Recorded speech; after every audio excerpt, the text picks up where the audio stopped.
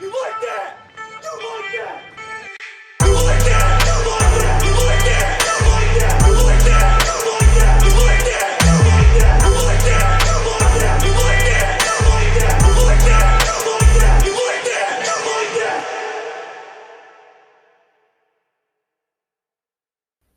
What's going on? It's Coach Williams, and I'm back for another breakdown. So today, we're going to do what we did last year on TikTok, but we're going to do it a little bit more formal. We're going to talk my favorite scheme fits from the NFL draft, and I might as well start it off with the number one overall pick, Travon Walker. All right? So I know a lot of people were like, how is Travon Walker the number one overall pick? He only had like 9.5 sacks in his career, and yada, yada, yada, and all that stuff. Well, to understand Travon Walker, you have to understand the Georgia defense. And along with Alabama, it is one of the most complicated defenses, not only in college football, but in terms of NFL defenses, it's also pretty complicated too. All right. So there were a lot of things that made his production be hindered, right? There were a lot of positions that he was put into where he was not going to be able to be a pass rusher. Oftentimes, he was used as a contained rusher, and they would do all kinds of stunts in games to get the interior guys and the linebackers in on some plays. All right.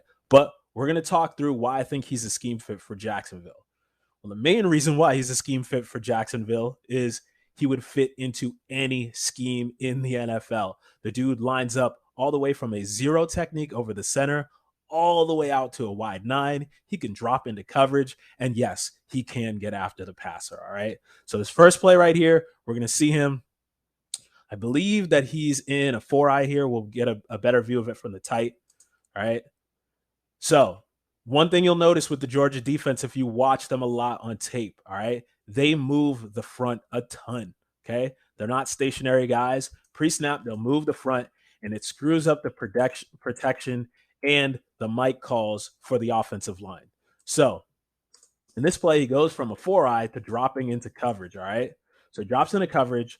Quarterback breaks the pocket. He does a good job of scraping, right? And staying on the same level as the quarterback, right? So he's widening with the quarterback. Ball gets thrown. He makes a nice open field tackle. All right. We'll get a way better view of it from the tight. Okay. So, yeah. So this looks like a 4-eye to me.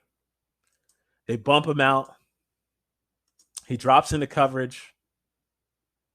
Look at this, right? He stays on the same level of the quarterback at 270 pounds, man. There's not a lot of 270-pound guys that can do this. And then get into the open field. The other thing you're going to notice is look at the knockback power, all right? When you see him tackle people, right, you see their helmets go flying backwards, all right? That's something that you want to see on tape from guys. Remember when we were talking about Kyle Hamilton and we were saying that the knockback power isn't always there? Always there with Travon Walker. We're about to see it again, all right? So this time, I think he's lined up in a 6. So he's lined up head up over this tight end, and they end up doing a zone read play here, all right? So the quarterback is reading him, and he's going to make him wrong, all right? So his job is to take the quarterback. So he's sitting outside, scrapes down the line of scrimmage, and again, knockback power, crushes this guy, okay? It's really impressive when you see it from the tight on a number of levels, okay? So, yeah, he's lined up in a 6, so he's head up on his tight end here. And so first, what I want you to notice is the burst, okay? Watch when the quarterback makes the decision to give this ball, look at how quickly he scrapes down the line of scrimmage. That is explosive speed, right? That's 0 to 60, all right? That is fast, all right? The other thing I want you to notice is, right, remember, his job is to stay outside and take the quarterback. So the quarterback is making him wrong. When the ball is handed off, look at this. He's 5 by about 4 yards away from this guy and still gets downhill and makes the tackle for a loss. Like, that's freaky. That's a twitchy athlete right there. Like, I love a lot of the other edge rushers and edge guys in this class. Not a lot of them are making that play, okay? He's an explosive athlete, okay? So Everybody talks about pass rush. Oh, yeah, he doesn't have a ton of sacks. He was not given the opportunity to rush the passer as much as some of those other guys, but he is totally 100% capable of doing it, okay? So let's watch him right here. And so he's lined up over this guard, four eye, and look at him drive this guy back, right? Look at this bull rush here, drives this guy into the lap of the quarterback, and then effortlessly throws him to the ground and crushes the quarterback. All right. This is Missouri. This is SEC competition. This is not a bunch of scrubs that he's doing this stuff against. All right. So the other thing I want to show you this one because this is one of his sacks and it's on the highlight reels and people are all like, oh, well, it was a bust by the offensive line or whatever. Well, you got to understand what the defense is doing and why this is a really good play. Okay. So this play, it's a tackle and stunt, right? So he's playing tackle. Again, I told you he lines up all over the field, man. So I think he's in a two eye here and he goes across and then the end comes and the tackle misses him and he makes a tackle, all right? You get a way better view of it from the tight. You can see some technique here, okay? So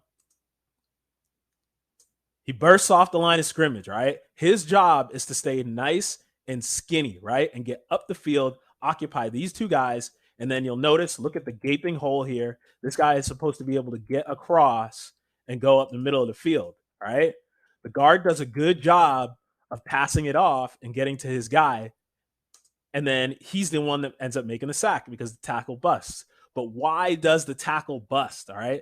Oftentimes, guys will do this that aren't very good at it, and they'll get way too wide, right? They'll get way too wide. It shows just how twitchy he is and how he understands his technique, that he needs to stay nice and skinny, get up the field, right?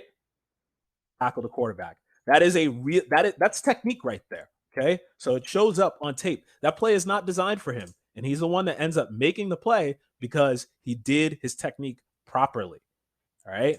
So he's going to the Jacksonville Jaguars. The Jacksonville Jaguars defensive coordinator was a part of that Tampa Bay Buccaneers defense that won the Super Bowl. All right. So I think he's very similar to Joe Tryon. All right. So the rookie that they had last year. So I think that Jacksonville is going to try to use him very similarly to how the Bucs used Tryon this year. All right. So he's lined up out here in a 9. All right. I think you're going to see him in a 9 a little bit more often, right? Out wide, be able to rush the passer. Well, does this look very familiar? Tackle and stunt, right? You see Vita Vea. Look how skinny Vita Vea gets. And he also